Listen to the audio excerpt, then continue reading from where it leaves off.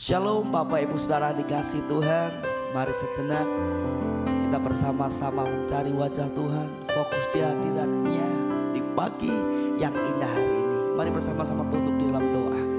Bapa yang penuh kasih dalam penyertaan-Mu di pagi hari ini Tuhan, kami bersama-sama menyembah, memuji, mengagungkan nama-Mu Tuhan. Pakai setiap kami Tuhan, layakan setiap kami.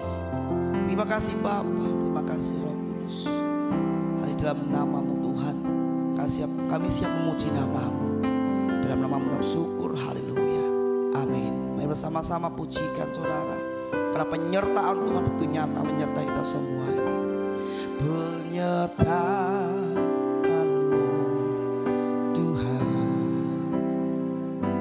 segalanya bagiku.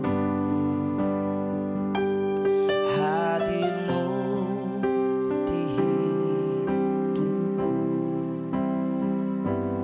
terutama bagiku. Mari bersama nyatakan penyertaan-Mu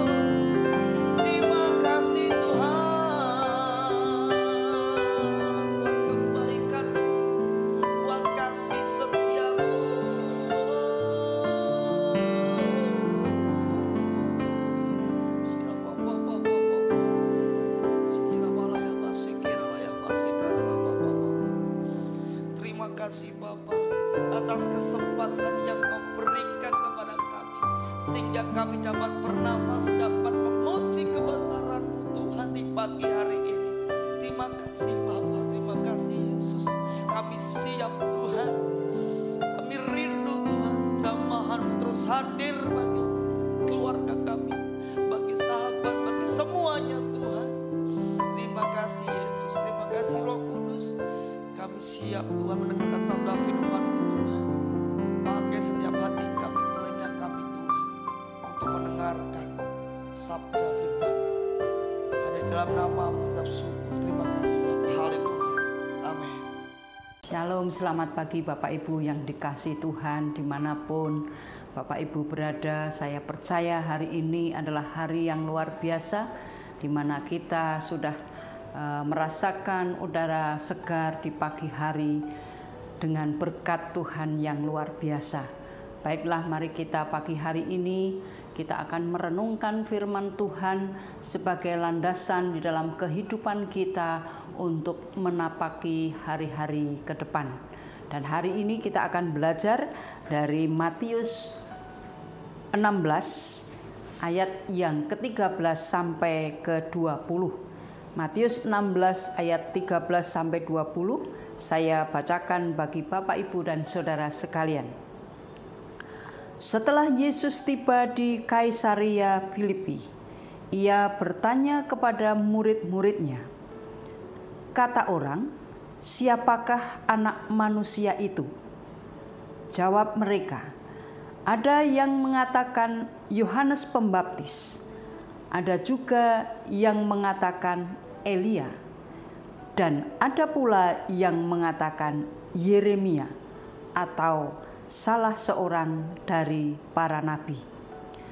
Lalu Yesus bertanya kepada mereka, "Tetapi apa katamu, siapakah aku ini?" Maka jawab Simon Petrus, "Engkau adalah Mesias, Anak Allah yang hidup." Kata Yesus kepadanya, "Berbahagialah engkau Simon bin Yunus, sebab bukan manusia yang menyatakan itu kepadamu, melainkan Bapa-Ku yang di surga. Dan aku pun berkata kepadamu, engkau adalah Petrus, dan di atas batu karang ini aku akan mendirikan jemaatku, dan alam maut tidak akan menguasainya. Kepadamu akan kuberikan kunci kerajaan surga. Apa yang kau ikat di dunia ini akan terikat di surga, dan apa yang kau lepaskan di dunia ini akan terlepas di surga." Lalu Yesus melarang murid-muridnya supaya jangan memberitakan kepada siapapun bahwa ia Mesias. Bapak Ibu dan saudara-saudara yang dikasihi Tuhan, renungan saat ini saya berikan judul, "Engkau adalah Mesias." Siapakah Yesus? Ini merupakan sebuah pertanyaan banyak orang sampai dengan hari ini. Bahkan pertanyaan ini pernah ditanyakan oleh Yesus sendiri kepada murid-muridnya. "Tetapi apa katamu, siapakah aku ini?" Cerita tentang Yesus yang bertanya kepada murid-muridnya, "Siapakah aku ini?" sesungguhnya merupakan pertanyaan yang saat ini banyak sekali ditanyakan, baik secara langsung maupun secara bisik-bisik. Ada yang mengatakan Yohanes Pembaptis, ada yang menyatakan Nabi Elia, ada yang menyatakan Nabi Yeremia, atau salah seorang dari nabi yang bangkit atau hidup kembali. Wajar bagi mereka beranggapan demikian, karena Yesus punya kewibawaan pengajaran dan kuasa yang luar biasa. Kalau bukan utusan Allah, maka mustahil ada orang yang sebaik dan sehebat Dia. Yesus adalah perpaduan gambaran yang komplit antara nabi dan gambaran Mesias. Nabi di dalam pemahaman bangsa Yahudi adalah pemimpin umat yang dipanggil oleh Allah untuk memperingatkan umat agar tidak menyimpang dari perintah-perintah Allah. Dan nabi bukanlah gelar yang diberikan melalui penunjukan atau pengurapan seperti seorang raja. Tapi nabi ini dipilih sendiri oleh Allah untuk menyampaikan pesan firman atau nubuatan dari Allah bagi umat manusia. Bapak, Ibu, dan saudara-saudara yang dikasihi Tuhan, kata Mesias atau di dalam bahasa Ibraninya itu Masiah, ini berarti yang diurapi. Sebutan Mesias ini berakar dari pengertian Yahudi mengenai seorang tokoh pada masa depan yang akan datang sebagai wakil Tuhan untuk memberitakan, membawa keselamatan bagi bangsa Yahudi, bahkan seluruh umat manusia. Jadi Mesias ini diyakini akan datang raja besar yang meneruskan kejayaan Raja Daud. Nah, inilah gambaran yang pada waktu itu digambarkan atau diangankan oleh bangsa Yahudi. Tentu saja ada yang namanya penolakan yang keras dari orang-orang Yahudi pada waktu itu, sebab kedua sebutan yang artinya nabi dan Mesias ini harus diuji dengan tolok ukur, dengan alat ukur yang tepat, tidak boleh gegabah. Karena para ahli Taurat saat itu atau orang-orang Farisi dan bahkan orang-orang Saduki tertarik untuk menguji lebih lanjut, maka mereka mengumpulkan kemudian mengamati informasi, bahkan berdebat langsung dengan Yesus perihal ajaran atau mujizat yang dilakukan Yesus saat itu. Bahkan mereka heran akan pengajaran yang penuh kuasa, sehingga para imam, para tua-tua di bait Allah mengajukan sebuah pertanyaan. Dengan kuasa manakah engkau melakukan hal-hal itu? Dan dari siapakah yang memberi kuasa itu kepadamu? Hal ini tertulis di dalam Matius 21 ayat yang kedua. Bapak, Ibu, dan saudara-saudara yang dikasihi Tuhan, hanya saja bagi mereka, yaitu para tokoh-tokoh agama tadi, tidak berani menyimpulkan bahwa Yesus adalah Mesias. Walaupun bukti demikian banyak, namun mereka masih belum yang namanya menerima Yesus adalah Mesias, anak Allah yang hidup. Bapak, Ibu yang dikasihi Tuhan, kalau kita belajar akan kebenaran firman Tuhan, banyak hal atau banyak bukti yang disampaikan di dalam firman-Nya, baik di dalam kitab Perjanjian Lama maupun Baru. Banyak hal yang menyatakan bahwa Yesus adalah Mesias, anak Allah yang hidup. Antara lain, Mesias itu akan dilahirkan oleh seorang perempuan. Mesias itu akan lahir di Bethlehem. Mesias itu dilahirkan oleh seorang perawan. Mesias itu datang dari keturunan Abraham. Mesias itu akan datang dari suku Yehuda. Masih banyak lagi di kitab-kitab Kejadian ataupun kitab-kitab yang lain. Mesias akan disebut yang namanya Immanuel. Seorang utusan yang mempersiapkan jalan bagi Mesias dalam hal ini adalah Yohanes Pembaptis. Mesias akan dinyatakan sebagai anak Allah, yang mana disampaikan juga di dalam kitab Mazmur. Bahkan Mesias ini juga akan disebut orang Nazaret. Banyak bukti yang menyatakan firman itu bahwa Mesias itu adalah yang dimaksud adalah Yesus itu sendiri. Mesias berbicara atau memberikan pengajaran tentang perumpamaan. Mesias akan dipuji-puji oleh anak-anak kecil. Mesias itu akan dikhianati. Bahkan Mesias juga akan disalibkan. Mesias akan juga dibangkitkan dari kematian. Bapak, Ibu, dan saudara-saudara yang dikasihi Tuhan, kalau kita mau belajar akan firman Tuhan, banyak sekali di situ. Akankah saat ini Mesias adalah gelar yang merujuk kepada Yesus Kristus yang diyakini atau yang kita yakini sebagai juru selamat? Akankah di dalam hidup kita ini masih ada sebuah keraguan? Engkau adalah Mesias, Anak Allah yang hidup, kuasa Roh Kudus yang memimpin kita untuk membawa hidup kita kepada Sang Mesias.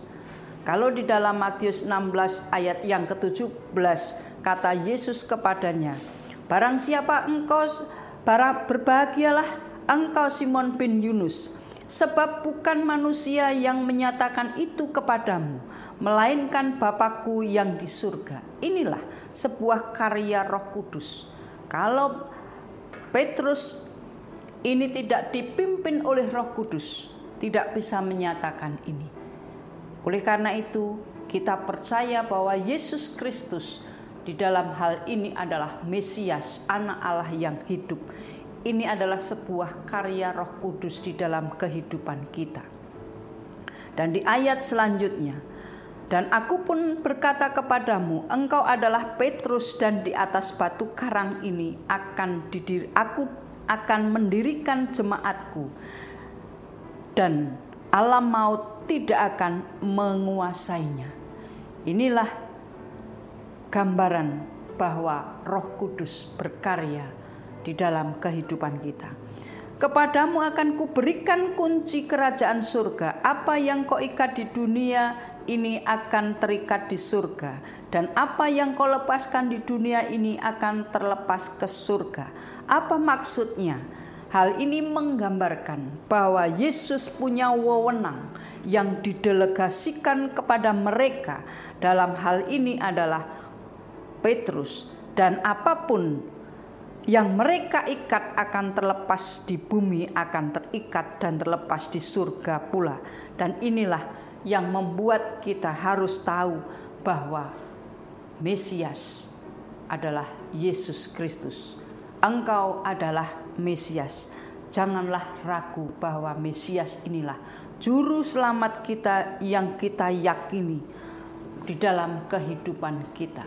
Melalui Roh Kudus kita dikuatkan.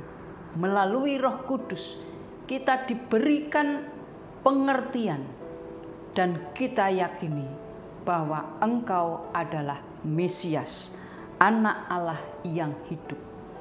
Maka janganlah ragu untuk tetap percaya kepada Tuhan Yesus, Sang Juru Selamat yang kita yakini di dalam kehidupan kita.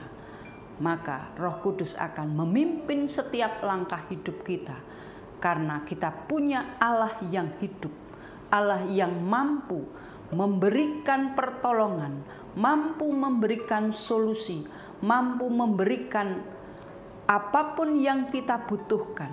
Itulah Anak Allah yang hidup, Mesias itu sendiri di dalam Yesus Kristus. Selamat memasuki hari ini dengan berkat Tuhan. Amin.